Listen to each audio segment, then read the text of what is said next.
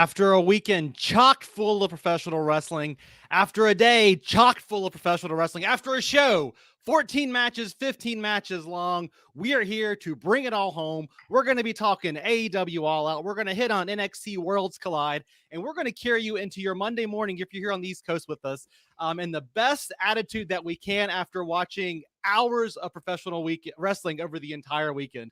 I'm your host for the evening, Michael Wiseman. This is the Wrestling Inc. post-game show for AEW All Out 2022, Monday, September 5th, early in the morning. I am joined by two wonderful, wonderful co-hosts this evening. Of course, the lovely Issa. Welcome, Issa. No, welcome to you. I'm so happy to talk some wrestling. Let's get it done.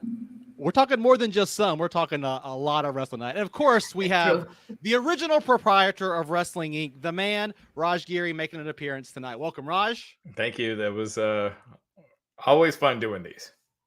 Love to have you here. And if you are joining us this late, we love to have you all out there as well. Please know the chat room is open on whatever platform you are joining us on. We have the super chats wide open, so get those out there. We will get to as many questions and comments as we can all throughout the evening. My co-host said, take us as long as we need to go, Michael. So we're going to be here until Raw tomorrow night, I think, to cover all 17, 18 matches that aired today. So we got a wild ride. Not that long. Not that long. Oh, there are limits. Oh, and Aaron, Mick calling out Issa with the scarf, which is a nod to, a little something that happened on quite a newsworthy AEW All Out show. I just want to do a quick check-in. Issa, Raj, I'm going to start with you, Issa, because I know you've been doing post-game shows and everything else. Weekend full of wrestling. We're to the end of it. How did you feel about your Labor Day weekend being spent in front of the couch? in front of the camera, actually, because I live stream watch-alongs, but it felt weird because we did get a couple of weeks where there was no pay-per-views, and I was starting to get weirded out by the fact that my weekends were so free. It was probably because this weekend was coming up. I don't mind it. It did become a little bit overwhelming. Like, I had to watch a portion of Worlds Collide at the gym because I'm like, if I don't do it this way, I'm not going to have a life. But yeah, I'm happy. It was fun. And there's a storm here in Puerto Rico right now, so I would have been sitting at home anyways. Well, please be safe and let us know if there's anything you need. But yeah, like wrestling takes over. When you're planning your workouts around pro wrestling shows, that's when you know that number one, you don't have a life. But number two, there's a lot of pro wrestling on. Raj, I know you've been traveling and all over the place, but a lot of great shows this weekend happening and, maybe some mixed reactions to them. How is your weekend looking and how are you feeling coming this Sunday night, Monday morning? I mean, I loved Clash at the Castle yesterday. I know some people were not happy with Roman winning. I thought it was the right decision. The person that beats him, it's going to mean that much more when Roman gets beaten. I thought the pay-per-view tonight was fun as hell. It was really a fun show, but some stuff fell flat. Like I thought MJF, I was expecting something gigantic when he came out, and I felt like it was kind of a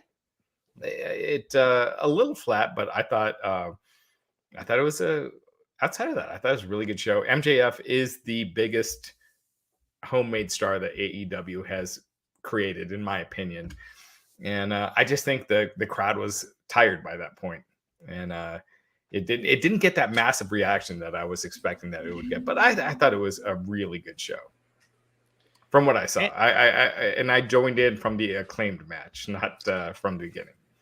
I think that the NJF return reaction suffer a little bit from the same issue that I have with the Kenny Omega return, Raj. And the thing with that is that when Justin Roberts started doing the announcing before the music hit, you knew who was coming out. And I personally think that affects the pop. You get a video package, you hear the phone call from Tony Khan, you know exactly who's coming out. If they would have done the Joker, removing the mask, you see the back of his head, and then moving on to the video packages, it would have been a complete different reaction. Because I'm with you, it should have been bigger than that. And I critiqued that with the Omega, because once Justin Roberts started reading, you know who it was. They should have hit the music and then let Justin Roberts go into introducing. It's just little details. I think those little details add up, right? Because those things you mentioned, Issa, I think they even started off at the beginning of the show tonight with the Battle Royale, the ladder match, and the way they presented him out the gate. We'll get to that here in just a second. But there's little things that if you would tighten it up and we look back, and I know we're not covering Clash at the Castle for this show. Glad to hear your reaction to it, Raj. I thought it was a great show from top to bottom. So if you didn't watch it, y'all go check it out. And then, of course, check out our post-game show from yesterday as well.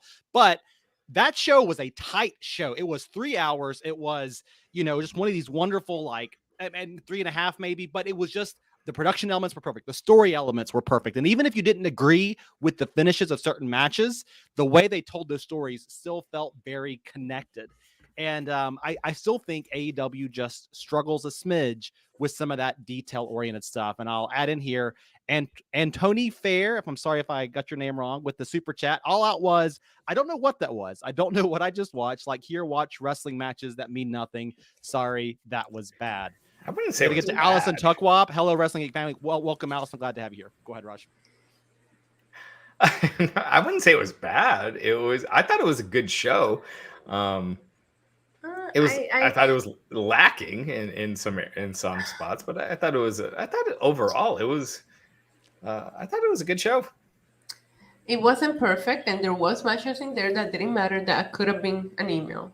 And by that I mean on Rampage or Dynamite. It's a little bit overcrowded. Right? I think that's a pacing issue, not a bad show, though, right? And I hate doing the WWE versus AEW stuff, and I try to avoid that.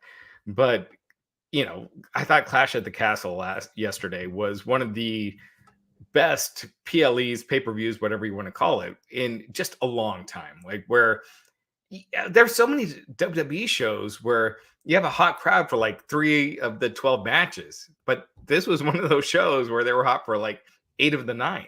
It was just hot. It was fun. It was just nuts the whole time, and you just don't see that every day. So once you've seen that the day before, this was not, in my opinion, as exciting, but I thought, to play devil's advocate, you cannot compare a UK crowd getting a show for the first time in 30 years, 62,000, which was probably 50,000, but we'll say 62,000 people compared to the 10,000 in not Chicago, even though they call it Chicago, at the Now Arena. It's not a fair comparison. Show-wise, yes, I thought last night was great. Great wrestling. No surprises, no debuts needed. They just booked a good show and you enjoyed it. But crowd-wise, I'm going to give them the benefit of the doubt here because there's just... You have to compare that crowd to WrestleMania at this point, as big as that event felt and as crowded as it was. It was a bigger crowd than WrestleMania, legit. And so I was able to confirm that was the legit number that they announced. And fine, so I take it back.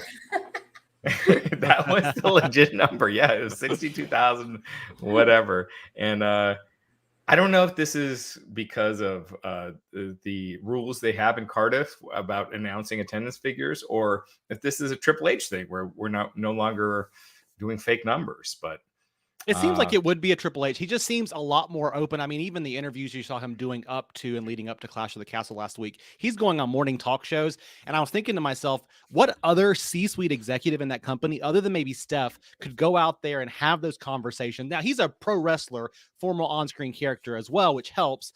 But what other, could you have seen Bruce Pritchard doing that? Vince McMahon never did interviews, right? And it was just, he's a totally different kind of COO, excuse me. Even leading into this, he was doing it for NXT's back in the day, post-game shows and everything else. So, Raj, maybe it is a rule in Cardiff, but I tend to think maybe Triple H is just like, listen, we don't need to work that gimmick anymore. It's 2022, right? I think because 62,000 is an impressive number. Why lie about that? Yes. You're selling out, at WrestleMania, you're doing whatever it was. It's an impressive number. You don't need to lie about it. And you still got that many fans to come into your gate, pay for your show. Like, that's a bunch of money. Like, yeah. So I look, I was nervous always, thinking about what would wrestling be like once Vince left, just worrying about the stock price and how people would react. And it has been totally fine. So, and I think Triple stock H, went up, man, right? Didn't stock go up for the week afterwards, if I remember correctly? By a lot. Yeah. And Triple H, he's just he's taken out a lot of the stuff that I had criticisms over, like all the repeat matches and things like that. And it's just been a massive improvement. And I said this earlier, but when he was in charge of NXT and they got their asses kicked by AEW, they were in the same building every week and they had a limited budget. You weren't seeing Brock Lesnar and Roman Reigns and the Undertaker, all your top stars on NXT. It was developmental, even though Triple H tried to act like it wasn't, but it was.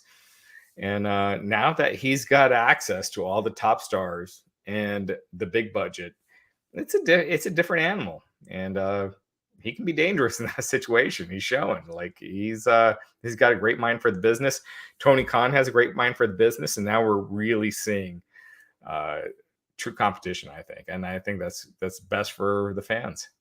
I said today earlier, I thought that the NXT Worlds Collide show was the most NXT show that I've seen since before they were on the USA Network. And that goes back to the Black and Gold days. It felt like they lost something along there. And it felt like tonight, that pay-per-view they delivered today, that we'll get to in here a little bit, that it felt like they delivered a classic Triple H pay-per-view show again for NXT. So I think a great point in there. I don't want to get lost in the shuffle here.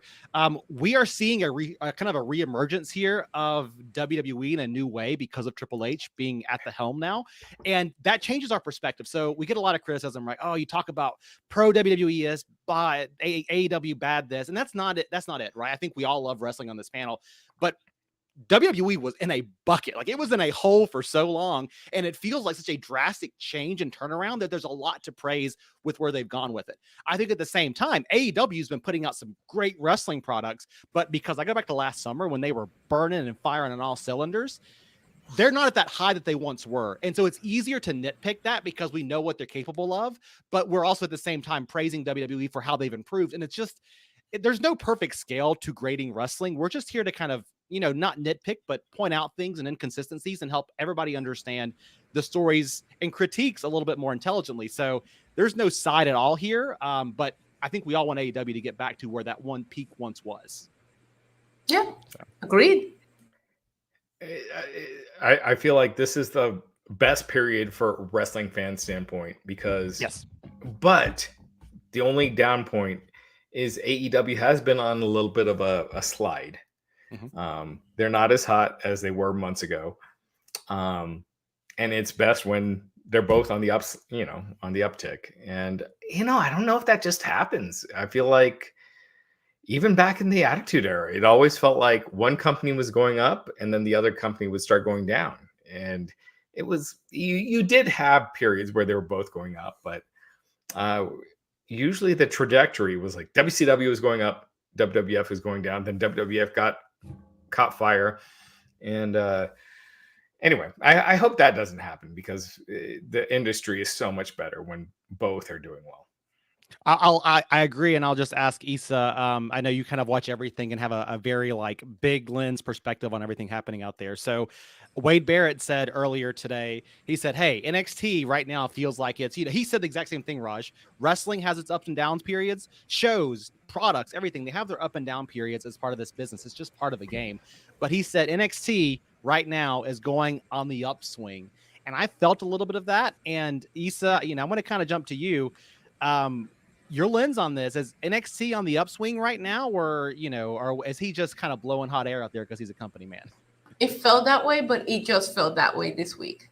I went into this Tuesday thinking I don't care about Worlds Collide. I probably won't watch it. And they did such an excellent job at selling Worlds Collide, making this NXT UK people coming over feel important. And it was the first show in which I felt maybe Triple H didn't write it, but I feel like he reviewed the script. You know what I mean? And there was a little bit of a difference there. Tonight felt like a bigger deal, and Worlds Collide I thought was great. I'm looking forward to see what they do with these new members of the rosters from NXT UK and these unified titles. It made some of these champions feel like a bigger deal. I thought Mandy Rose was great today. I thought this was Braun Breaker's probably best match that he's had in NXT. Wade might be onto something here. he got his hands a little bit dirty back in the NXT playground tonight for sure. So I want to get to a couple of quick super chats because y'all are lighting us up and I love it. Stellar Justin Lopez, this pay-per-view was whack, LOL. Again, it was too damn long. The MJF stuff and Acclaim match was cool, but I really should have watched House of Dragons and said, guess what? Good for you, Justin. House of Dragons will be there tomorrow evening as well, so you're covered. And then Bear Hudson chiming in here. Good to see you. Waiting for $1 billion Raj with his money coat. The money coat. I got it upstairs. I should grab it. The money coat. And we got one more here. If I can pull it up here. Antonio Unfair jumping back in here. I need structure. I have ADD. Match placement throws me off. Why was that Miro match co-main? No one knows. We didn't deserve that, Tony. LOL. I joking. And we'll talk about match structure in a minute. I think that is a challenge this company has. It's not that these are bad matches. It's the women's match came right after a super hot tag match, and there's complaints around women's division not getting a spotlight. But look at where it fell on the card, and no wonder fans were having to need a bathroom break or a whatever break after that. It's not they don't want to watch the women, but Tony, come on, why did you put it right after that match, right? Yeah, and again, Tony has done a great job with AEW, so that out of the way. Yes. Sting wrestling should be a big deal.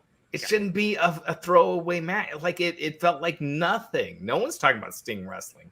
That should be a gigantic deal. He main evented the biggest WCW pay-per-view of all time. He's a freaking legend. And just throwing him out there every week with Darby. I don't feel like Darby's a bigger star than he was a year ago. And I just feel like Sting, he's just being wasted in a weird way. All right. Much respect to you, Raj, but I do not want the talk of a pay-per-view being a 60-something-year-old man wrestling. That's what this is supposed to be, an alternative. Like the such a Vince McMahon move. I'm sorry. No. Sure, like, but if you're having him wrestle, don't you want to put him in a bigger position or more memorable? Not if he's going to be pinning the young guys like he did tonight. No, I don't. Leave him right there.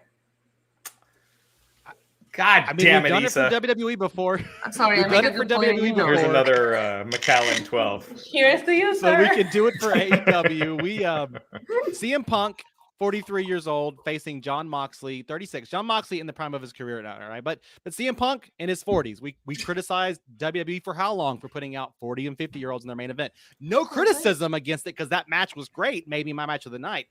Sting wrestling in that co-main event. Sting, God bless him, 63 years old. And I think it's how you use them, right? It's not about age. It's about how can they go. Sting can still go. Sting could kick my ass yesterday, right? Like, that's not saying much, but you know what I mean? Like, it's about how do we use them and how do they spotlight other talents? And I think I agree with you, Raj. He doesn't feel like a big deal like he once did, but also I don't think this match did him any favors.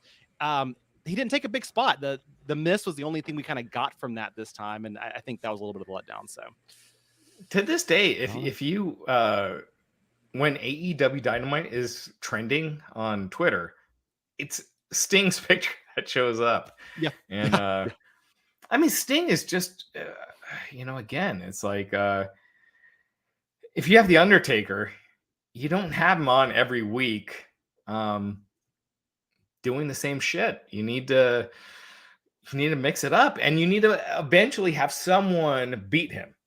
You need your next person that, if Darby is going to turn on Sting, that'd be awesome to get him to that next level, or whoever, Miro, just whoever. But they are literally in the same position as they've been a year ago. And Sting is gigantic, and it should mean more, in my opinion. Going to get to go after that, Issa. You're wrong. Fighting words, Issa. You're wrong. So what you're trying to tell me that they should bring Billy Gunn and all of these other guys that they're using as a managerial. Sting should be Roman Reigns.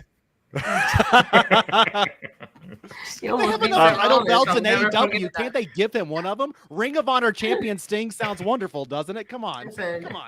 I'm kidding. NJF once said that take that clip and throw it on there. Nostalgia is nothing but a very bad drug. That was said by MJF, a younger AEW talent. He's right. Man, the chat room is being awfully mean to Tony Khan. I feel bad, but they are super chats, and I want to give some props out there. So I don't know if this is actually breaking news or Raj, if you already knew this, or if this is even true, but we'll cover it because it's in the super chat. All out attendance was 8,799. Anybody confirm that?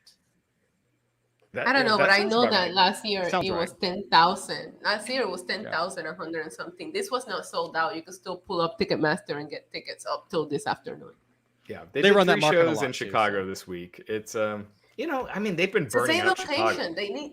They need to switch locations for these pay-per-views. They have to. This is like people like to travel for these events, but you also like, I don't know about you, but when I go, I like to go when they're going somewhere new, somewhere interesting. I don't want to go to the same cities time and time again. Then I'd rather watch it from home.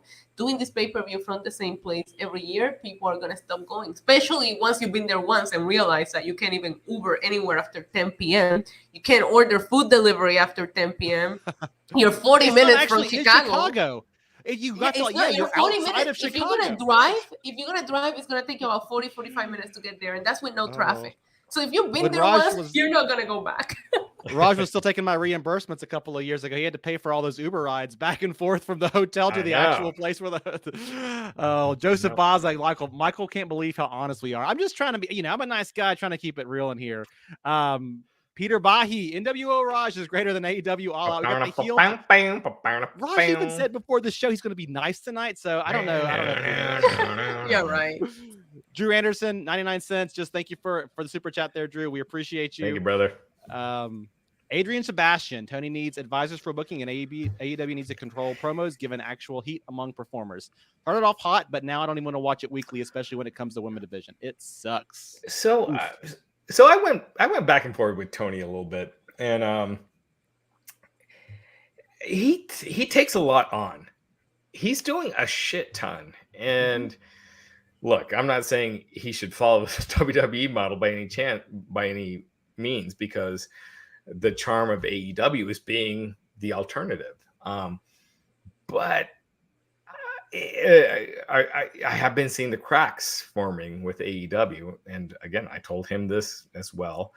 It just has not felt as cohesive and as disciplined as it did a year ago. And maybe having a couple, I don't think you should have writers and scripted promos, but having a couple of people creatively that you can assign stuff to, and you're not the main person in charge, you can oversee it. Maybe it wouldn't be the worst idea. Yeah. Well, you don't need to. The point of a creative process is not that you have to have all the answers, but it's that when you combine 2 or 3 people together, it's like, oh, this is my idea. What about this idea? And then you kind of elevate each other's ideas and you get to a new space with it. But it also gives you perspective if you're willing to listen. You don't go and do, not that Tony Khan will have to like listen to everybody that pitched an idea to him, but sometimes those ideas are going to shape his perspective and give him a different insight into what could happen. I think about the build of this main event, right?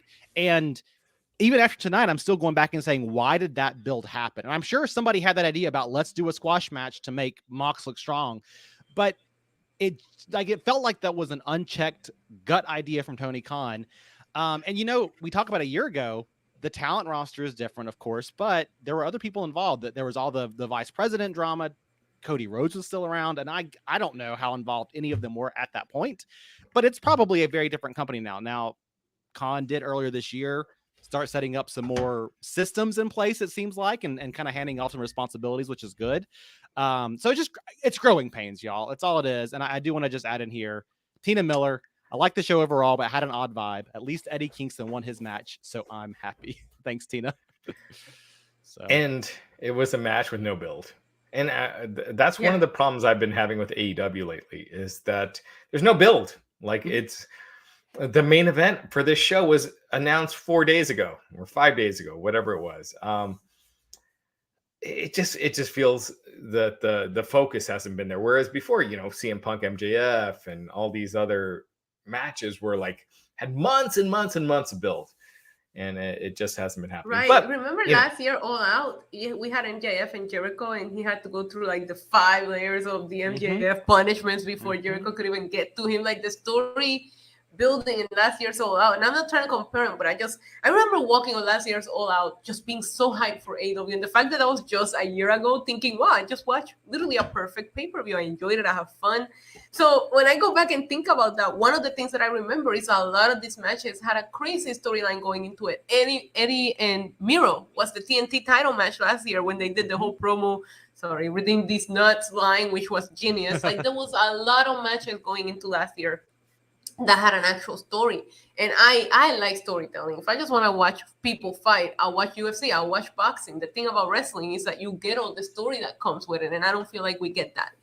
And Miro, I feel like he just has not been a good story yet in AEW. Not once.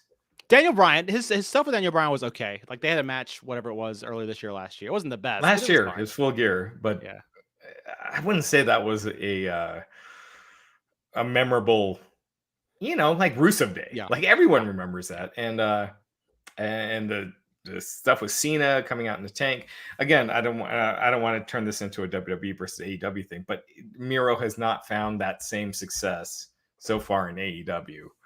And he got put in the invitational tonight for the people who are disgruntled roster members who haven't been featured in storylines, right? The 3-on-3 match. It just grabbed him and Malachi Black in there and said, hey, we put you on the show and gave you some time. Be happy, right? Let's open this up to the chat. Who has been better in that was a star in WWE that moved to AEW? And who has seen their career elevate that did that? I want to pull this one up here. Chris Jones getting in there ahead of time said Miro's gimmick is so good and they're wasting him. And I think that's what's interesting about Miro. He has a focus for his character. And a lot of this is attributed to him, I believe. He comes out strong in those promos. He's the redeemer and he's got like this presence in those videos. And then they do nothing with it to build into a storyline. I think he's doing the right work, but yeah, they're not delivering at all. Yeah. Moxley. Some people saying Cody. I'd agree with that. Cody was Moxley. Definitely better. Moxley, I don't know. Lots of love for Mox Funny Triangles, Moxley, Chris Aldridge, Moxley. Jericho, I would not agree with. I believe Moxley because I feel like Dean Ambrose was so successful in WWE, but that was a whole different character where now we get. Right. I feel like Moxley has that real factor that Ambrose to me felt very forced. So I feel like, I don't know about better, but he's been successful. Maybe match his success in WWE while allowing to become a more relatable character than the lunatic French and as cringe as that was. So I would agree with the people saying Moxley and Cody, definitely Cody. Yeah, I think Moxley's a great example. I don't know if I agree with that. Christian Cage. Christian Cage was a world title, contender for a while. Pac, I could see that. I could see Pac. I disagree with Pac. Now, I agree with Christian Cage. I mean, I disagree with Christian Cage because in the last couple of years he was out in concussion for a while. But Pac was in like Mania matches. He was in that co-main event. It wasn't a main event, but when they brought in Stephen Amell, he was in that feud. He was in NXT and was hot down there. He's like not even on TV these days. Right. Ruby Wright, no way. She's same spot. No, she's worse. Yeah. Nope. Tony Storm,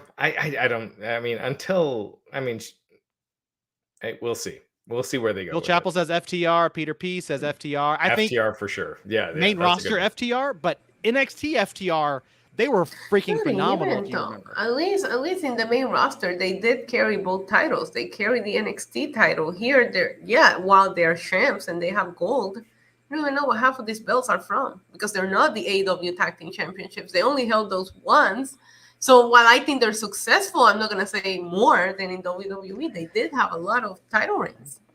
I thought FTR and Wardlow were the two biggest fails on this pay-per-view because they were both red hot coming out of the last couple months. Wardlow really should be in the world title picture, and he's back at where he was a couple months ago. So I thought that was a big fail. Max Caster, sure, but I'm talking like major act. Right. Yeah.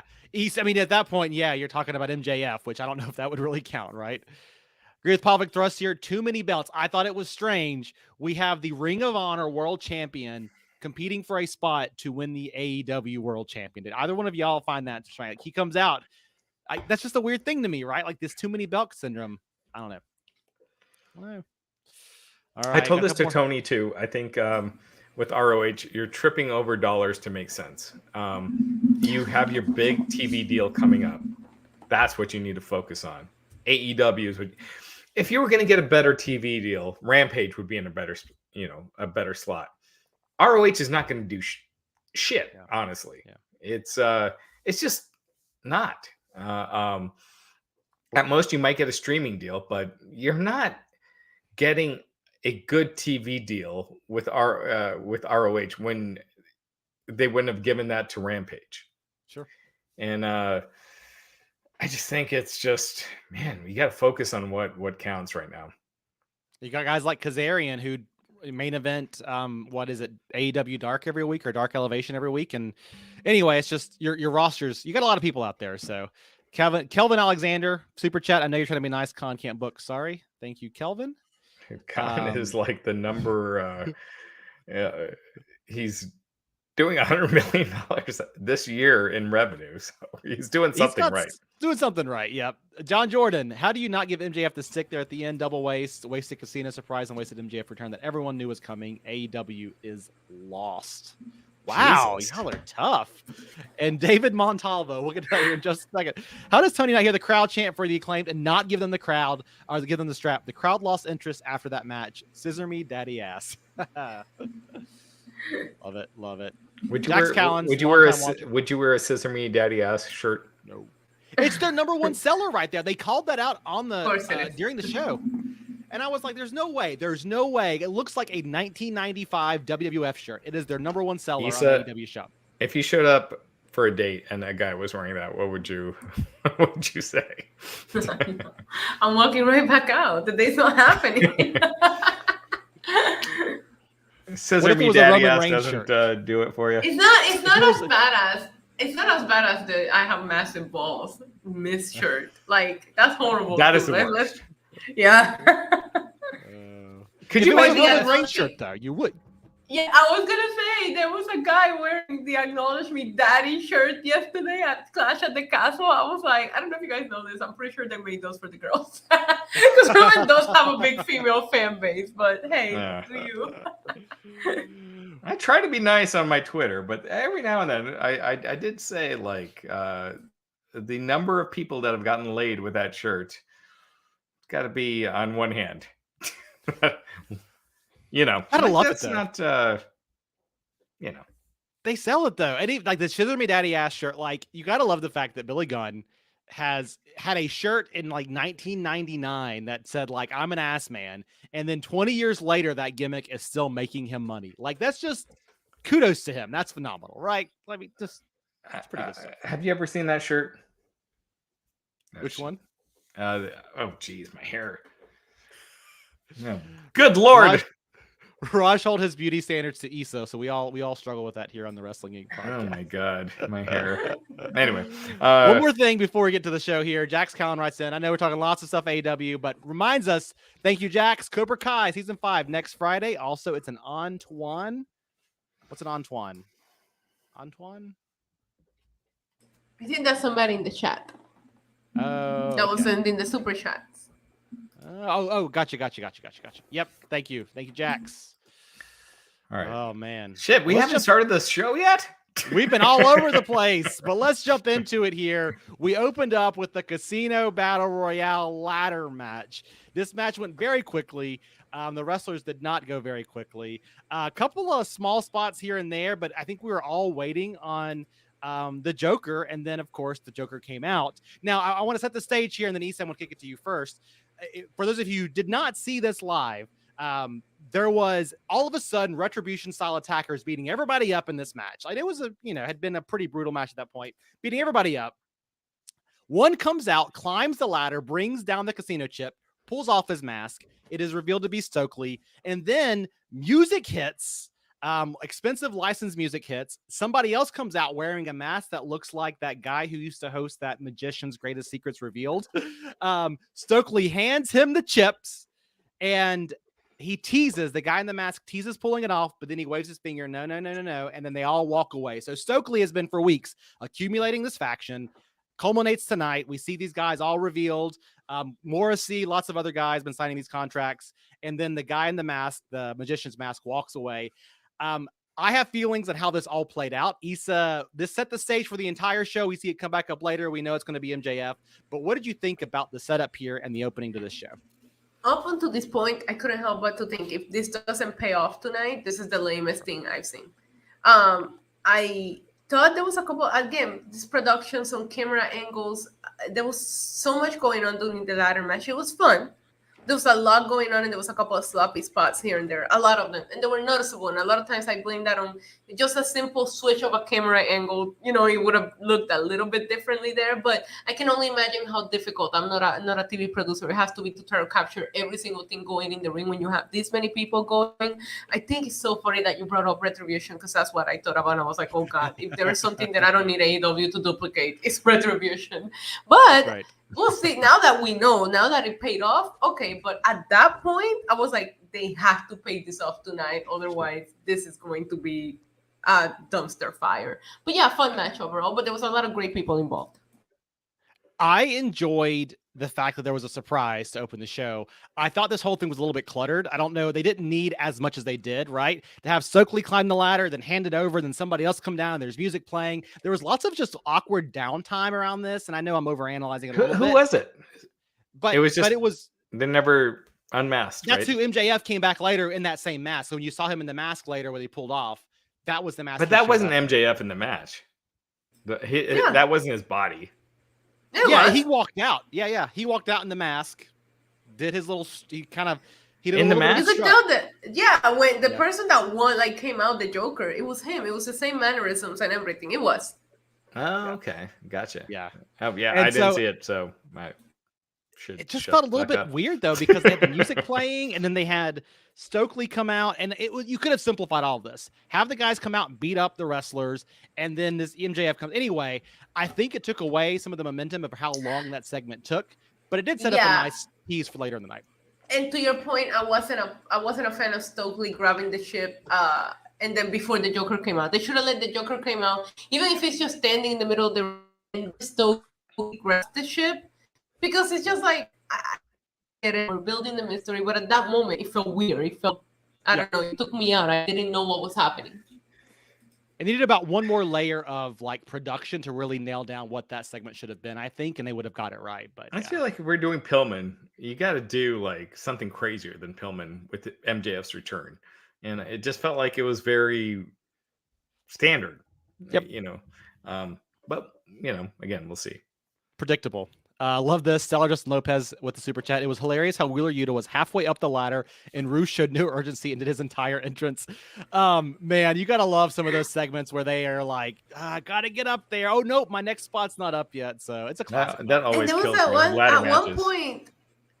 At one point, Cesaro is. I still don't know what he was trying to do. Like, he was trying to like throw him, but the two ladders were like caught. Oh, I know. That's exactly what I'm trying. He looked like an X. He made like this weird X with the ladders, but I feel like whatever he was trying to do was never executed. That drove me crazy. It took forever. Himanshu Gar writing in, talk about that Claudio two-ladder spot. He basically had, who was it on top? Was it Andrade? Was it Rush? I thought it was Rush. I can't remember. It might have been Rush or Andrade, but he had like a ladder on top of a ladder, and he was literally moving him to the outside of the ring. It was a pretty crazy spot, but none of this mattered. I mean, I get it. You got to get to where you get to. It was fun, but knowing what we were waiting for, it didn't feel like the classic casino battle royales, but we got there. So set up the rest of the night. There was a few months ago where I made a tweet, and granted, I had a little bit of the bubbly, but I said, like, Cesaro, he's gonna get a big pop. He's going to get a big reaction for a few weeks, and then it's going to be like nothing. And was I wrong? Let's argue. Was I wrong? Come on, Issa. We've been fighting tonight. No, I was going to say, he's the Ring of Honor World Champ. Come on, Raj. Yeah. The Ring of Honor. Yeah, that's I don't like to But it use is. this phrase, but those Ring of Honor titles feel an awful lot like props. And I don't think it's anything to do with the heritage of them. It's just how they're featured on this card. Again, why would your Ring of Honor champion be the guy coming out to fight for that AEW? And in my mind, he should be fighting CM Punk or whoever else on some super card. NXT Worlds Collide, let's do it for AEW and make those Ring of Honor titles feel prestigious, right? Yeah. So I'm sure if Cesaro had his opinion, I'm totally guessing here, to be on a major pay-per-view with over 100,000 buys, or being ROH champ for no one watching, I'm guessing that he would choose option A. I just remember how big he felt last year. Again, yeah, Dylan Matthews, Raj was right. I remember how big he felt last year. That match he had with Roman Reigns. Let's keep that up here for a little bit. We shouldn't gloss over this. Excuse me. Let's pin this. Good Scott here. Raj was right. He had this great match last year with Roman Reigns. They even called him out yesterday as one of the guys Reigns beat. That match was phenomenal. And I think he is in a worse spot now as Ring of Honor World Champ Issa. I mean, I know you love Roman, but he took Roman to the distance, right? He's a good wrestler. It was one of my favorites. At that point, it was one of my favorite Roman Reigns matches in this, title reign. But yeah, I mean, the problem is that once Roman finishes with someone, they might not be doing the best of work at making that person still feel important post Roman Reigns. Dylan Matthews, acknowledge Raj. We all have Dylan to do it. For acknowledge Dylan. All right, I got to get to the next match. Let's get to these first couple matches. I'll be right back. I didn't see the until the Acclaimed. So how many were there before that? We got the Elite versus Dark Order. About 100. Jade Cargill for Athena. All right, I'll be right back. We got 3 matches to get to, so then you can join us right back. All right. All right. Thanks, Raj. All right. I think I'm divisive here on this one. It might be the chat room's going to beat me up for this. Elite versus Dark Order World Trios Championship Finals. This match felt to me like it should have been one of the opening contests. Now, the match was great. Down the stretch, especially, it picked up energy. It ends at the very end here. Silver sets up Omega for a buckshot lariat. But as he looks to hit that move, Omega moves. Page takes out his man. Omega rolls him up to become the first ever champion. So the Elite, of course, walking out of this tournament with the first ever AEW Trios title. I thought this match was just fine for the most part. Very standard, fair. But I thought the fact that these two teams, to me, should not have been meeting in this spot. There should have been a bigger team across from the Elite to make this feel like a main event match. Took it down a notch. Issa, what did you think? I didn't think it took it down a notch, but at the same time, my counterpoint to you is one of my criticisms here. I didn't think it took it down a notch just because of the addition of Adam Page. However, it felt like it was a handicap match, the Elite against Hangman Adam Page. I don't remember anything anybody from the Dark Order did other than take some beatings or be on the outside. I remember I didn't have a big moment tonight that like, oh, well, MJF, but nothing that took me out of my chair, but the stare down of Omega with Hangman after, we hadn't seen Omega since he lost the title to Hangman. Like, their last encounter was a big deal. So that moment where they're just sitting there, I was like, okay, I see why they went here.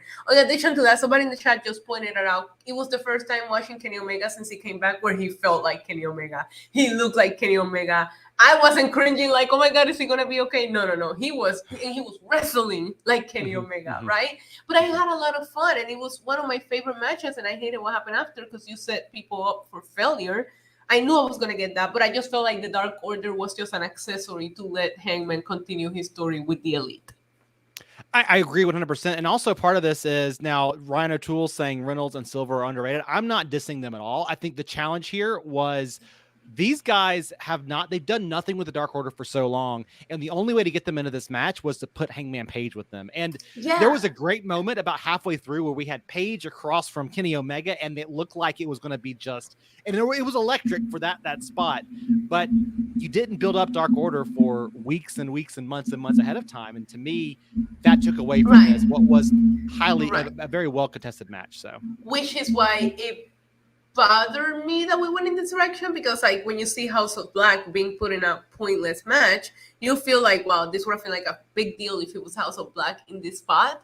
But I did pick the Elite to win the whole thing as soon as they announced Kenny Omega was joining them. I'm like, you're not gonna have Kenny Omega come back and not do this. And nostalgia, right? They started AEW, it feels right.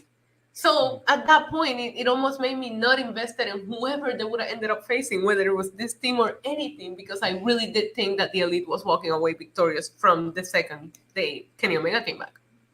Well, and it makes me wonder too, Issa, like where do they go next with all of these characters? Because it feels like we're seeing more Elite infighting again, and this is going to be maybe Paige versus Omega now that Omega's healthy.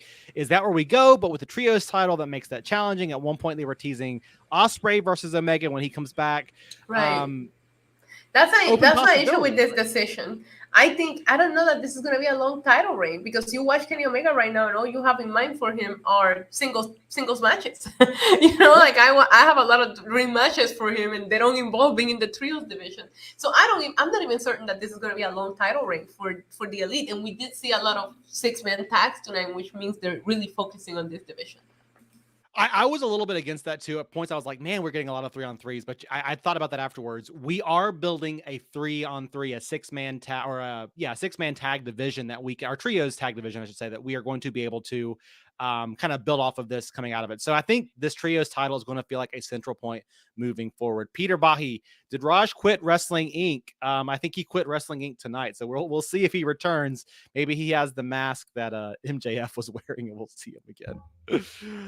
Let's talk about the next match. Jade Cargill versus Athena for the TBS Championship match. And of course, Jade Cargill on this amazing run. What did you think about the entrance here? She breaks down a wall, comes out as She-Hulk. It's awesome, right? And she always puts so much thoughts into her gear, whatever she's cosplaying. She just looks the part, so it just makes her look that much more badass, because every time she comes out as a different character, you can't help but to think, yeah, she could be playing that person. I always said she has that Marvel superhero look to her. So I absolutely love, and I actually really liked her with the dark hair. I hope she keeps it. I thought she looked excellent. Yeah. She just has a look about her, and she's one of the, we see this a lot in WWE, where especially Rey Mysterio will wear like superhero garb and lean into something. And I thought it was really cool for somebody in AEW to do that, but just also the intentionality around it. We talk about production and what they don't do great, but this was well produced. They had the right lights and the smoke, and it just came off super well here. Now the match did not go very long. Athena hit her finisher early on, was a no-sell basically from Jade Cargill. Jade beat her up some, wins the match fairly easily down the stretch. This match got about, I don't know, maybe 6 or 7 minutes here. I did make a note. And probably 4 minutes too long. 4 minutes too long. Why? You don't like Athena? You think that Jade's just that strong? What is this? I do. I actually think that, and I do enjoy a good squash match here or there, but she's not ready in the ring quite yet, and she looks like she could beat anybody up in a minute. Right, you're gonna give it the Goldberg to go all in it. It's true, 37-0, and I think like you look at because her matches are not crisp, so just let her squash girls like left and right. It will make the streak even more impressive. She gets better every week, and I think every time we see her, she's getting better, which is something I do appreciate. But I want to call this out here, Dylan Matthews. Grass isn't always greener on the other side. Athena. Ember Moon had a great run in NXT, and you saw her develop. And we see now Athena getting a title match, but in a squash match. This was a match, I'll add in here, that was given.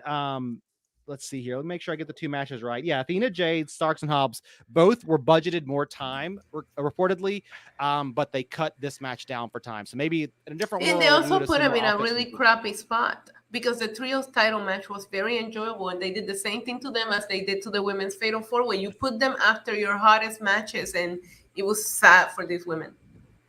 So hot trios match followed by this. It's not fair to them, right? Go ahead, Rush. You guys got to hear the CM Punk clip from the media scrum about Colt. Oh God, I heard about it. I was looking at it. But you ready? Y'all ready? Y'all ready for this? Everyone in the chat.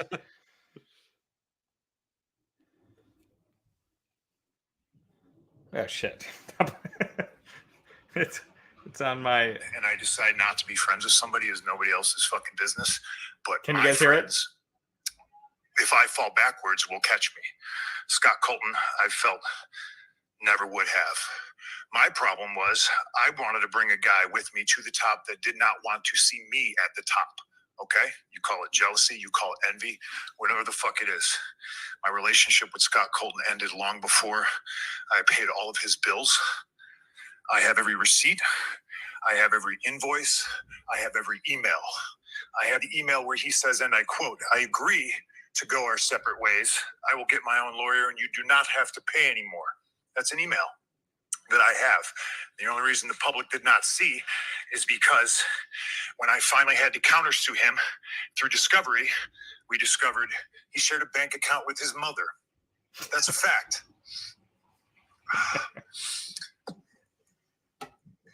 And as soon as we discovered that fact and we subpoenaed old Marcia, he sent the email, "Oh, can we please drop all this?" Now, it's 2022. I haven't been friends with this guy since at least 2014, late 2013. And the fact that I have to sit up here because we have irresponsible people who call themselves EVPs and couldn't fucking manage a target, and they spread lies EVPs. and bullshit and put into a media that I got somebody fired when I have fuck all to do with him, want nothing to do with him, do not care where he works, where he doesn't work, where he eats, where he sleeps. And the fact that I have to get up here and do this in 2022 is fucking embarrassing. And if y'all are at fault, fuck you. If you're not, I apologize. But what did I ever do in this world to deserve an empty-headed fucking dumb fuck like Hangman Adam Page to go out on national television and fucking go into business for himself? For what? What did I do, Dave? What did I ever do? Jesus Christ. That was a pipe bomb.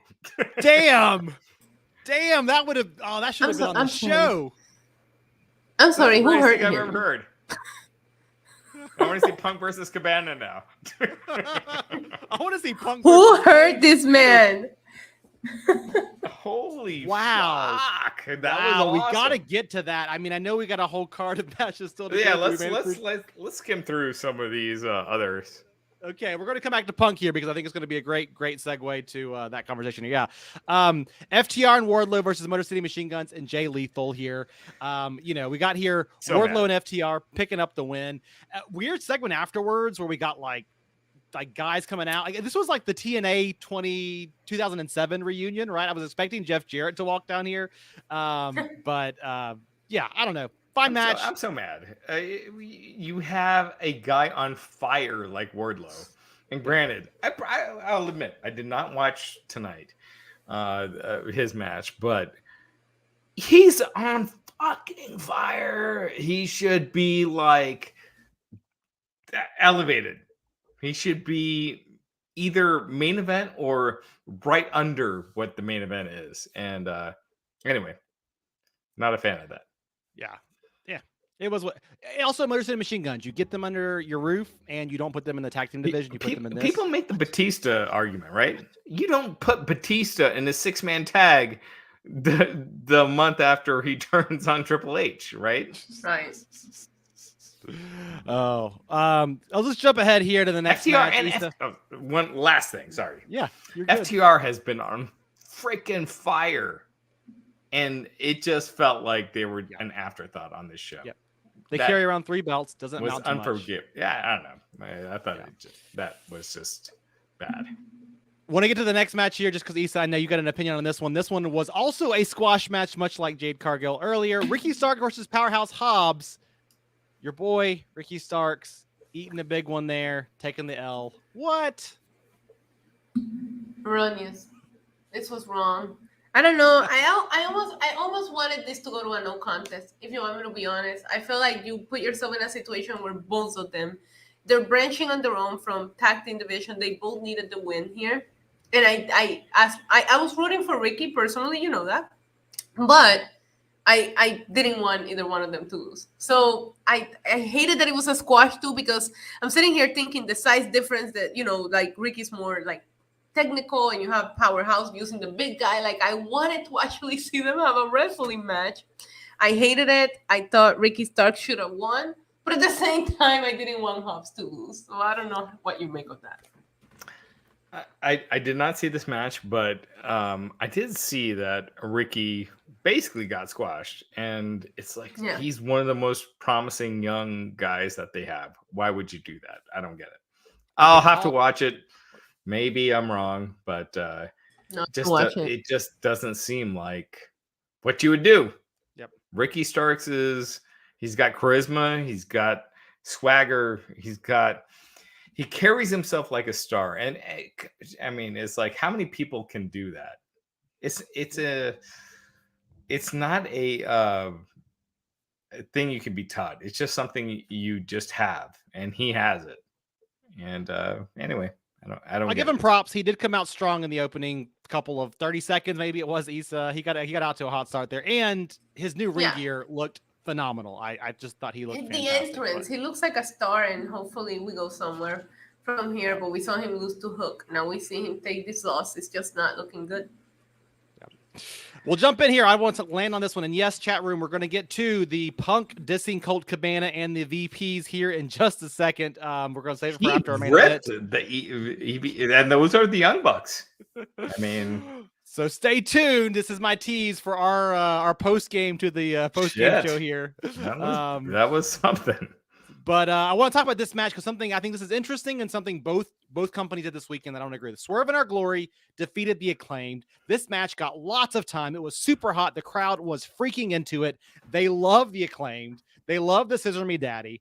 And we had some great near falls down the stretch. I was yelling at my TV when Keith Lee jumped in to break up one of the pins. I thought the Acclaimed were going to win this. Issa, Raj, I don't know which one of you wants to jump in first here, but I am all sorts of upset. They should have called a damn audible on this match to make the Acclaim. There was a star-making moment here. Am I right or am I right? You're absolutely right. And I thought they were going to do it. And the match, crazy good. They had an excellent match. I really like the storytelling, but I don't know that I'm happy with the results here. And I feel like also after Keith Lee and Swerve won the tag titles, they started focusing on the trios titles. So their reign has also been underwhelming. So I don't see why not make the change here, even if they lose it back.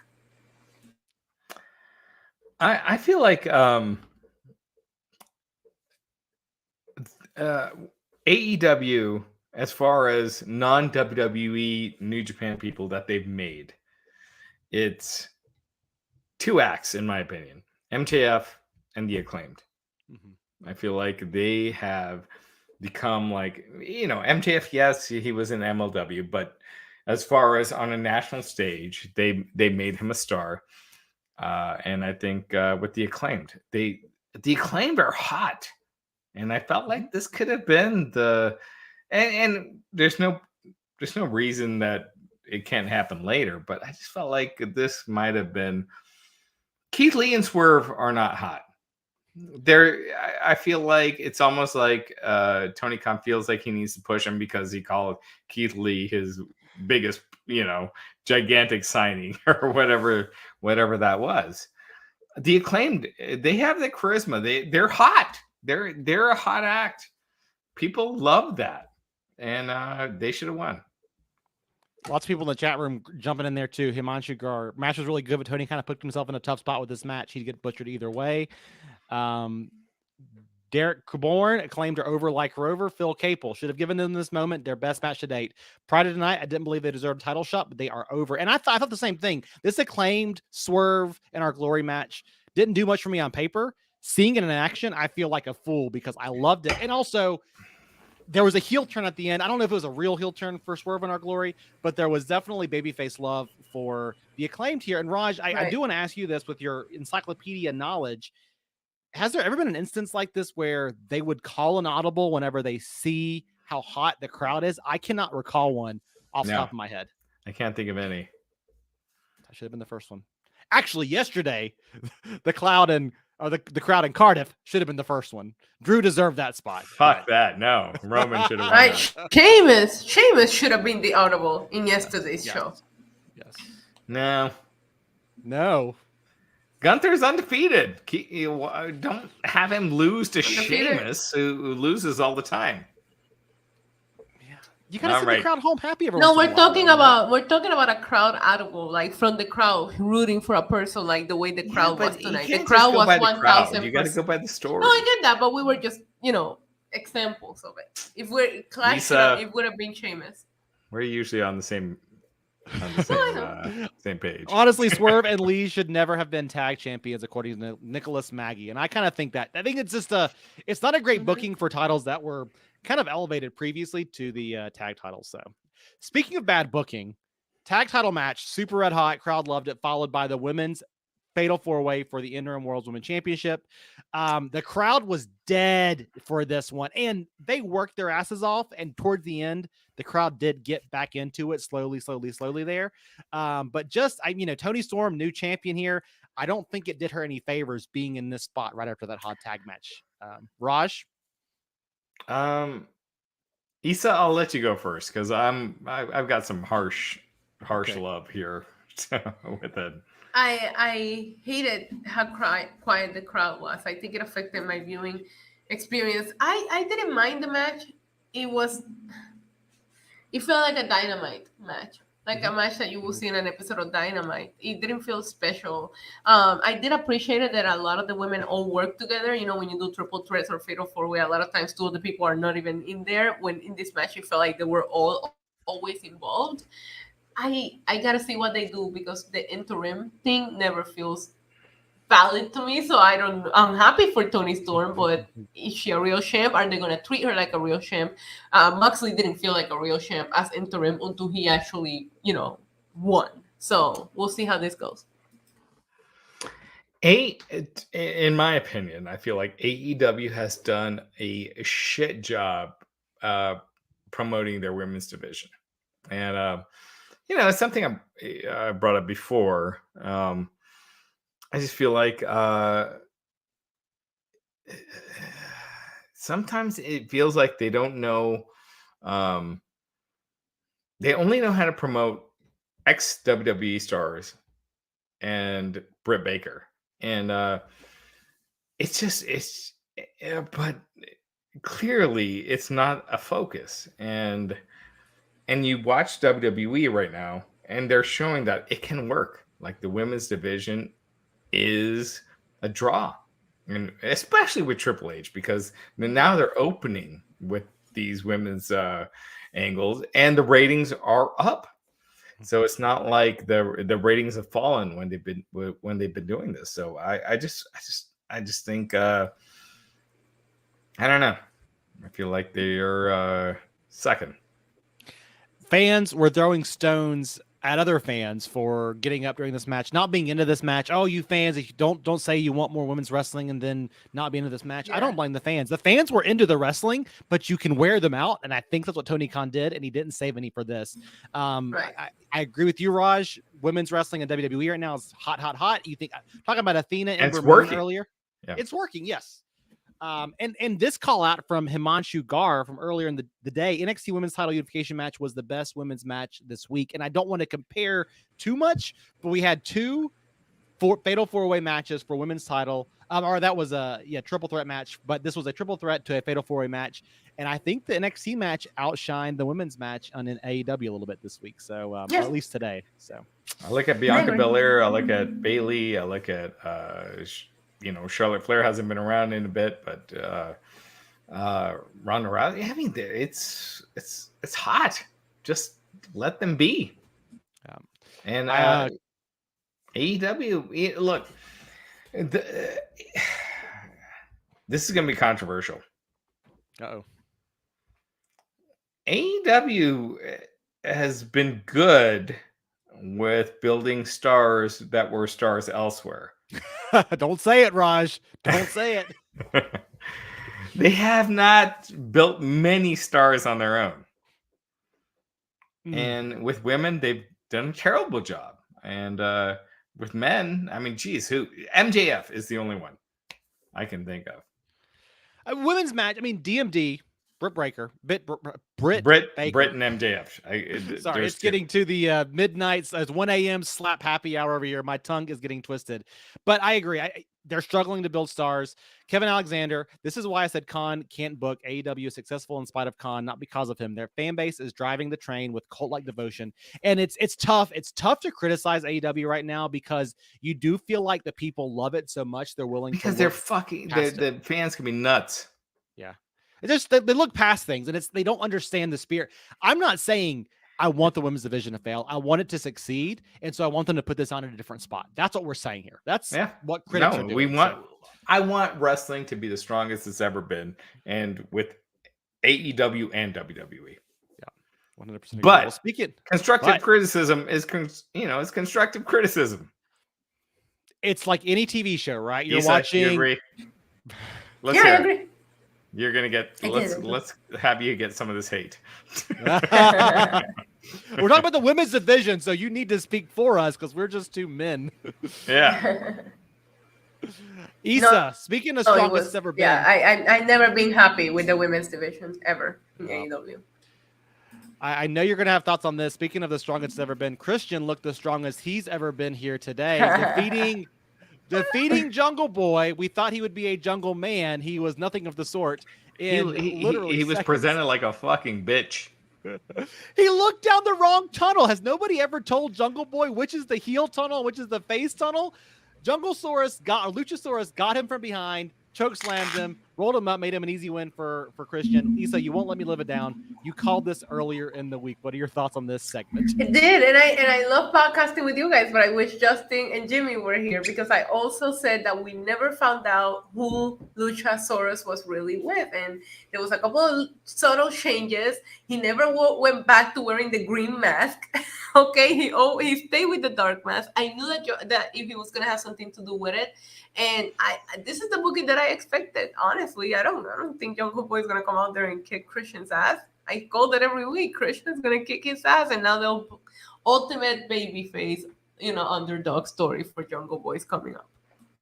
The two longest built feuds on this card had to be Jungle Boy versus Christian, and I would say Hobbs versus Ricky Stark, maybe, right? Those are the two longest. Yeah, and they were both squash matches. They were both squash matches. That's a terrible way to build a card. Your biggest payoffs of these, and I know there's some rumors maybe Christian was injured, his elbow was in a sling. We'll find out more about that later. But even so, why give him the win then? Because this is really supposed to be a moment for Jungle Boy. And Raj, I don't know how you feel about Jungle Boy, but I think he's got some star potential if they can tap into it. Jungle Boy looked like a fucking pussy, I thought. Damn. Woo. Geez, I don't know if that's still all right. No, I think it's like it's like an old colloquialism, right? No, it's not. This whole feud has been based on Jungle Boy calling Christian a pussy. Like that's literally how this started. Yeah. So I feel like it's fair to say I thought Jungle Boy looked like a fucking pussy and ended up looking like a fucking pussy. And I think anyway. Well, let's get to what you called, I believe, on Twitter, Raj, because I know we got lots of people in the room saying, hey, we got to get to the CM Punk stuff. We want to talk about it. We're going to get there. Promise you. But Chris Aldridge is saying they called an audible because Christian has a torn tricep. So maybe that's what happened here. And Nicholas. Then wouldn't you have Jungle Boy win? Right. No. Nicholas Maggie. Agree, Raj. So look, I think I think what I was mentioning earlier, like how many non-WWE New Japan guys have really gotten over in AEW? MJF is the only one I could think of. And Jungle Boy was one of the ones, and they made him look fucking weak. I don't know how else to put it. I mean, correct me if I'm wrong. Did he not look weak as hell tonight? Look terrible. Dream Realm City as Raj. You would not do that with a Seth Rollins or Roman Reigns or he looked just weak as shit. Yeah. Even if he's injured, whoever's injured, give him something. Maybe we get Jack Perry with the pickup win against Luchasaurus in the coming weeks. Can't take him serious. Let it play out. Let it play His out. mom got more offense than he did. He now looks like the guy that you just. All right, never mind. I'll It felt like they were going to do more with it too because his family was out there, so it's just it was a strange way to book that. So yeah, his mom is like, "Oh, you beat my son up." Yeah. Anyway, well, let's get to your. I think this was your favorite match of the night on Twitter, Raj. Let's talk about Bryan Danielson versus Chris Jericho. Weird build to get here, but two legends facing off in the middle of that ring. You loved it. Why did you love this match, Raj? Start with you and with Issa. It just felt real. And that's what I love about Jericho, just Jericho in general. He just pulls that in. Like he doesn't do all the gaga. Mm-hmm. That being said, I didn't think it was a match of the year by any means, or there was something. I think Bryan Danielson and Jericho, something's lacking. Yeah. What, Issa? Just enjoying. I'm gonna take a shot while you collect your thoughts here. Issa, did you love this match? I kind of agree. Bryan Danielson, hottest wrestler in WWE, right? One of the best. Comes to AEW, a little bit lacking. Issa, how'd you feel about this match? You want me to be honest with you? Yes. I'm going to be honest. I'm going to take a shot here, and I'm going to be so honest that everyone's going to be mad. I don't know if we can handle any more honesty from you, Raj. This is pretty honest, Raj. This is good stuff. Issa, go ahead. Sorry. Anyways, I forgot about this match until you just mentioned it. Yeah. It was forgettable. Except for Bryan taking way too many losses recently. He loses to Daniel Garcia and he loses to Jericho. Hasn't been looking the strongest. He's won one I forgot about this match. AEW pay-per-view match. Seriously, since he's been in AEW, he's won one AEW pay-per-view match. That was the match against Miro, right? All right. So, I'm going to rant here. Can I say something before you get to that? Because I want to just say I agree with Issa. And my problem with this was it reminded me a lot. Do you remember when AJ Styles, Shinsuke Nakamura fought at WrestleMania? Biggest match, New Japan coming. And that match just ended out of nowhere. It felt like it was building and then it stopped.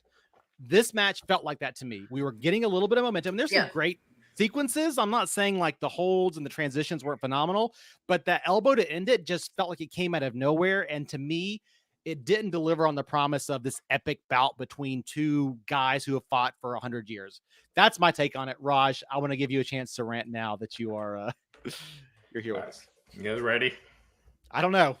You fucking signed this guy, one of the top stars from WWE. Fucking the number 2 guy, maybe number 3, whatever.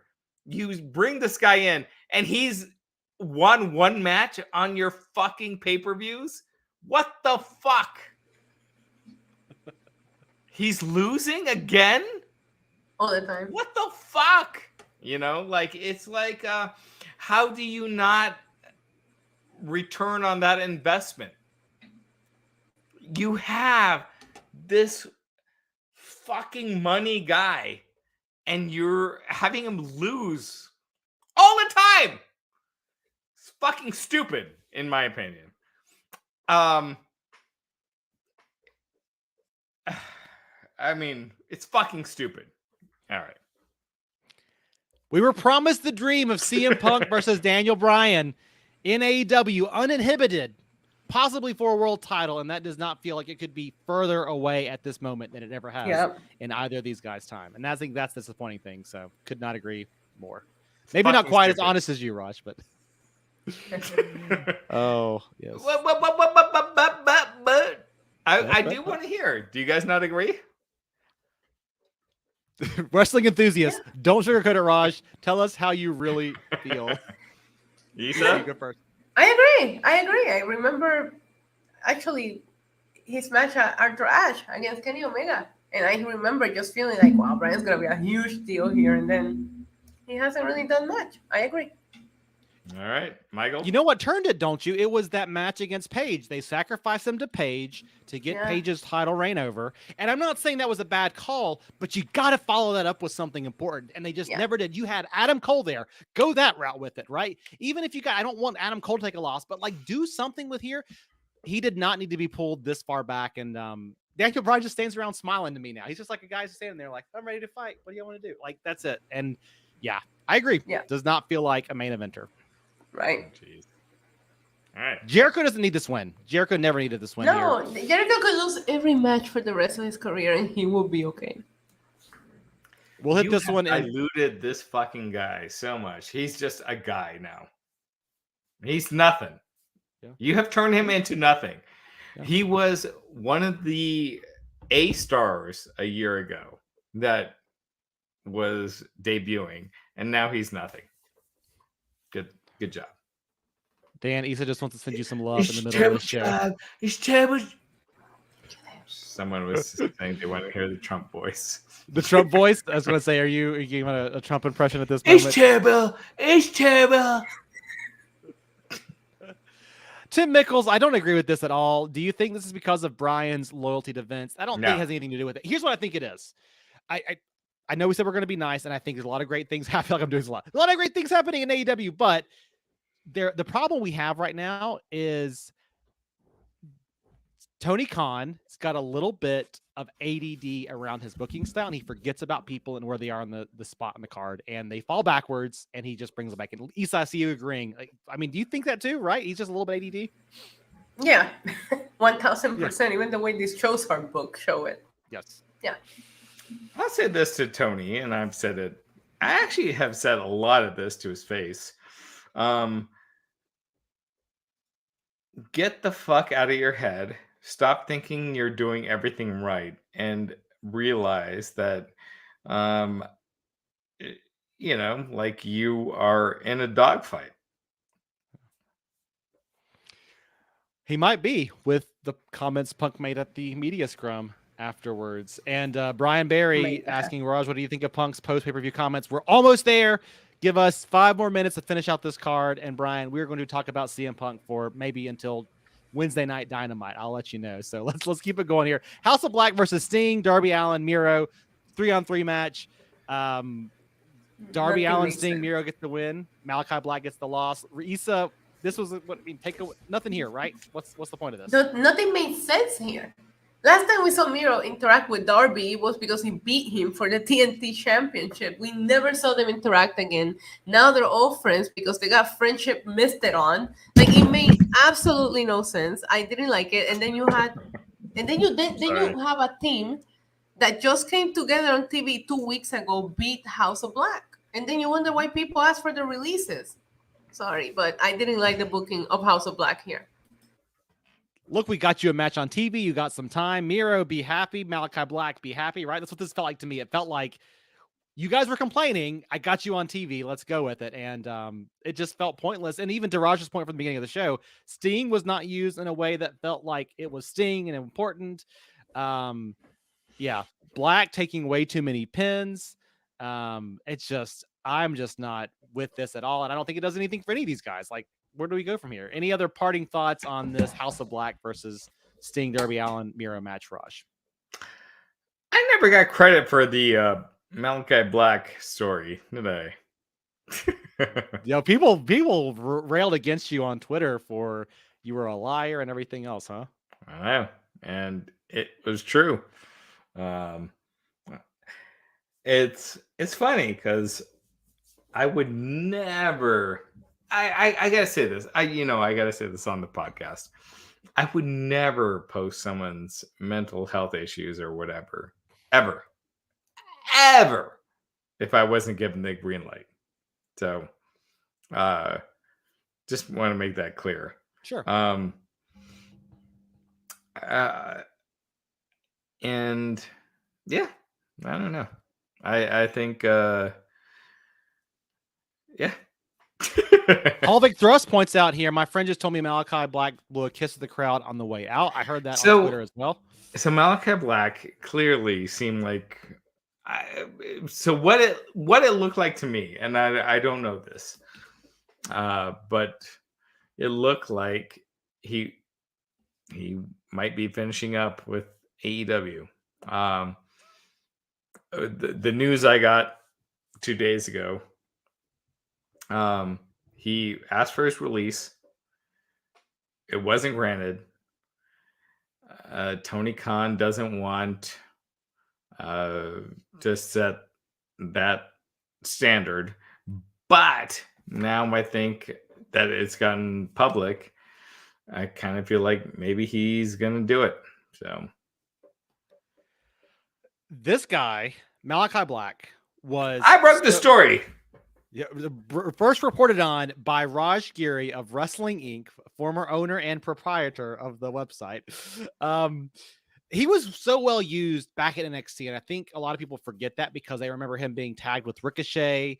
Issa, I don't know how you felt about his main roster run, but I thought Malachi Black was just used in a terrible fashion once he came to Vince McMahon's playground. Wouldn't you agree? Yeah, I really enjoyed him in NXT. I don't remember anything he did on the main roster other than he wrestled people to knock on his door. Like, yeah, that's right. I forgot about that. Yes. Oh my gosh. Yes. But under Triple H's regime, he was used great. So you got to think now you see Triple H is in charge of the whole damn show and you're over here on AEW land not being used. It is tempting. That guy made me an NXT champion and made me my gimmick and who I am in this way today. Can't blame the guy for wanting to maybe go back to where he came from, right? I mean, Agreed. Do we think, Issa, I'll keep it with you for just half a second here. Malachi Black goes back to WWE. Does he get a good main roster push in your eyes? If they let him go, I mean, the release was not granted, but yeah, probably. We gotta get more of that Punk's comments. That was fucking fire. We got one more match that's going to lead perfectly into that. Jon Moxley versus CM Punk AEW World Championship match. A lot to break down here. I want to start. This was a phenomenal match. I thought, Issa, it was not my favorite match of the weekend, but it's up there. I loved it. Punk bled a lot, back and forth. 2 go to sleeps in the match here. I love this match, Issa. I thought it was just a great way to culminate this feud. I liked it. I thought they did a good job. There was a couple of moments in which I was confused because they never made this an ODQ. They fought in the crowd for a way longer count than 10. I started wondering, is this a street fight? Did they change? You know what the stipulation was? But outside of picking at little things, I did enjoy the match. I thought it was great. So, yeah. We'll get to what happened after. Beatty Jacobs, a great main event with a great ending. Maybe not my favorite match of the night because that tag team title match was so good. But I love the match. Of course, afterwards, we did see the return of the masked magician, MJF. A little tie-in here, and then Raj, I'll get to your thoughts on all this before we get to the post-game comments from the scrum. We saw Punk's comments back when he was in Ring of Honor when he said, y'all have not, what was the comment here? You've forgotten about the devil because you've not seen him in too long. I think it was the comments he made on his way out the door in Ring of Honor when he went on the CM Punk Summer of Punk originally before WWE. And then the picture changed. The masked man came back out, took off his mask. You could see the scarf that Issa has around her wonderful neck there. It was the MJF scarf. And then he came on stage and they did the stare down. No words to end the show. So it looks like maybe we're getting this. And the comments, I want to make sure I call that out there. There were comments. It was a voicemail from Tony Khan. From Tony Khan to MJF. Yeah. Yes, I almost forgot about that. That kind of kicked the whole thing off there, implying I'll sign you. I want you to come back. I'll eat crow. Come on back to us, please, please, please, MJF. I'll put you in the ladder match. I won't make you extend your contract. Yada yada. So it seems like my interpretation of all of this, they're leaning into MJF's contract ending soon.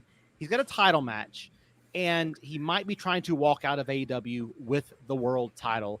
That's what it sounds like to me. I'll ask this for everyone in the chat. Like, did that feel like a huge deal? Because I feel like it should have. It should have felt like a huge deal, and I felt like it felt flat.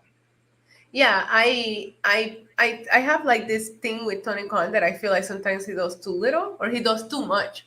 And at this was a little, at this point, I'm like, if you're going to pull the plug on MJF, the biggest story that you have left to tell Go all in. Having walked down and take the title from beat up CM Punk, cash in tonight. Do you realize the moment that would have created if this pay-per-view ended with MJF becoming the world champ after returning?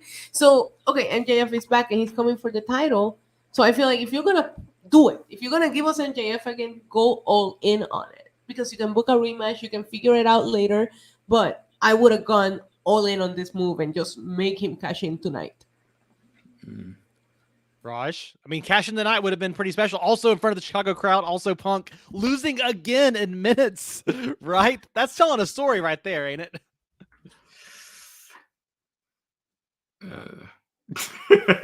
I know. Maybe I liked the match. I did not hate the segment as much as Raj. I thought it worked. No, I liked it. I thought it was a good pay-per-view overall. Yeah. Ups and downs. Issa, your final take. 5-star rating system. What you got here? 2.5. 2.5. Okay. Mm-hmm. I'd give it 3. 3. What about you? It 3.5. I think it was my second favorite AEW pay-per-view of the year. Revolution was great this year. I thought the last card back in Double or Nothing wasn't as great. So this was better as a step up, not quite as crowded, but man, Revolution was just a perfect show here.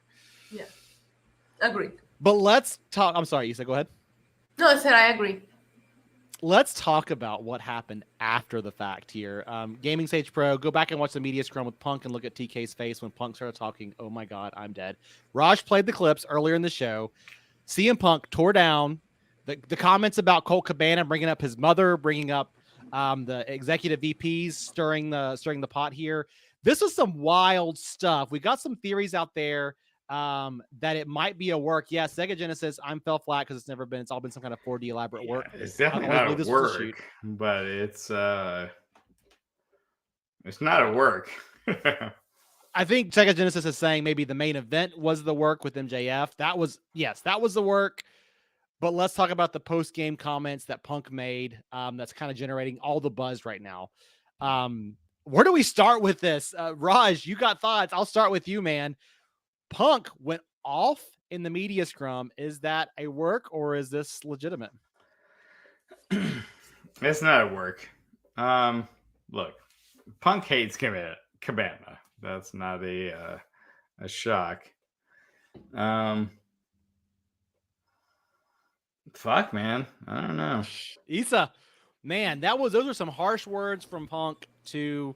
I mean, his boss is essentially right. I mean, it appears like there was a lot more to it too. So I just want to go and see what all was said because my timeline is that's all they're talking about right now. Yeah. Any other insight into kind of what's happening there? CM Punk is trending on Twitter. Yeah. Sean Ross Sapp of Fightful.com reporting there's some big heat already on CM Punk from his comments at the AEW post-show scrum. I'll have more on Fightful Select shortly after our post-show. John Alba, of course, another reporter. I've been in thousands of press conferences and interviews in my life. Only 1 or 2 times across all sports have I ever been involved in anything that remotely was in the same realm of that CM Punk presser.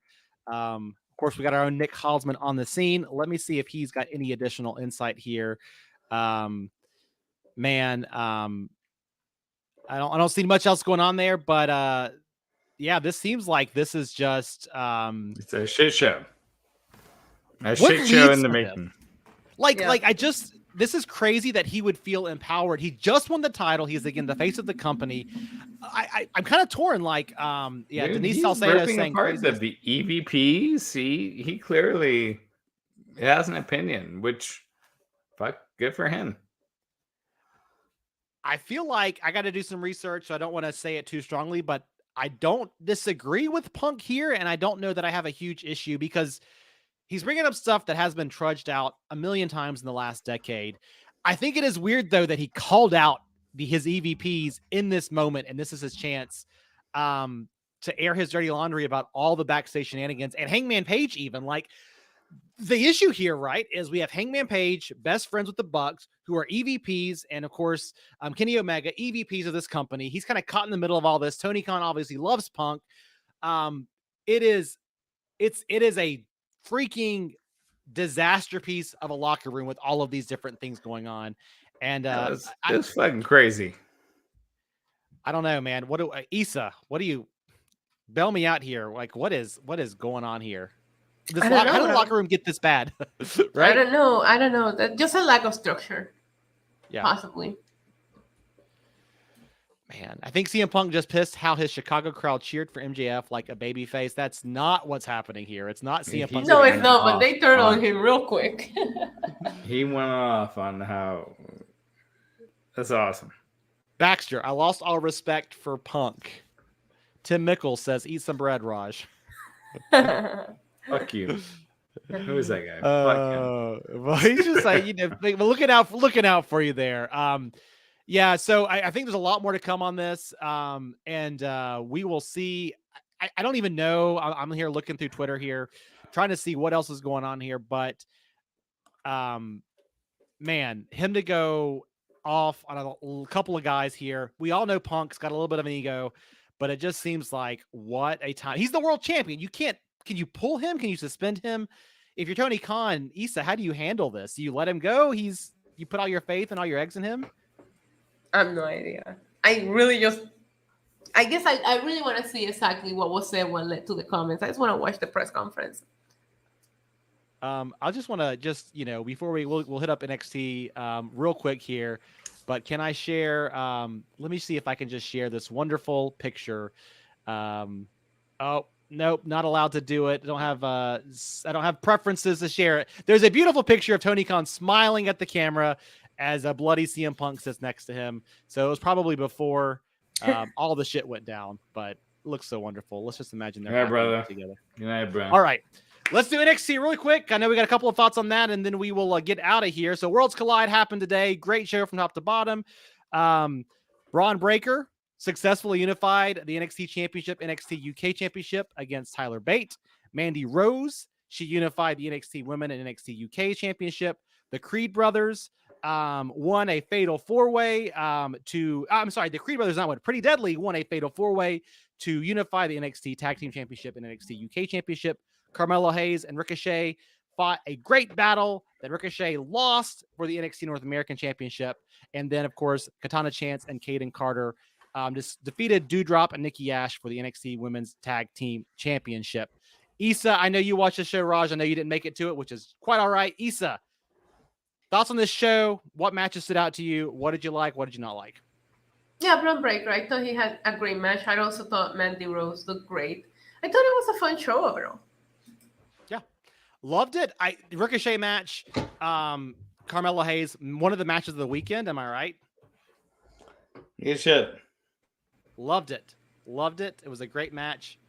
Mandy Rose looked phenomenal, I thought as well. So I enjoyed if you haven't checked it out, got lost in the shuffle, y'all, please go check out the NXT Worlds Collide event from earlier today. It was great. Well, I think that's it. We all got lots to go catch up on. This is just mind-blowing news here with CM Punk. There's so much happening. So, 90 minutes. I think that's our time here. We did the Broadway, as they say. So, listen, Issa, Raj, I just want to thank you both for joining me this evening. It's been a lot of fun. Chat room, thank you. Before I let you go, Issa, what do you want to plug, promote, put over? I'm good. All right. Issa says she's good. I am Michael Wiseman here. Everybody who joins us in the chat room, thank you so very much. Join us back here tomorrow night. I will not be here, but you'll have a lovely group of panelists here immediately following Raw tomorrow night. And just thanks for hanging out. Remember, Wrestling Inc. is where you go for all your pro wrestling news, views, everything else in between. We love y'all. We will see y'all at the next one. Peace.